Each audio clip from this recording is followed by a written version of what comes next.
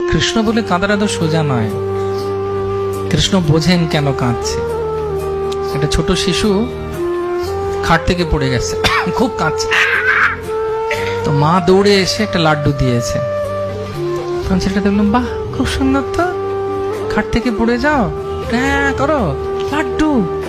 যে লাড্ডুর বোতলটা কাছেই পাওয়া যায় না, হাতে চলে আসছে।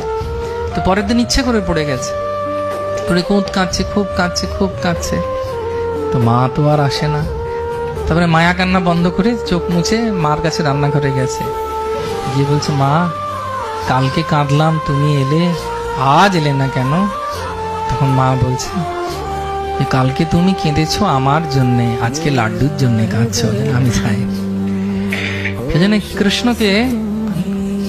কৃষ্ণকে ভালোবাসে যখন আমরা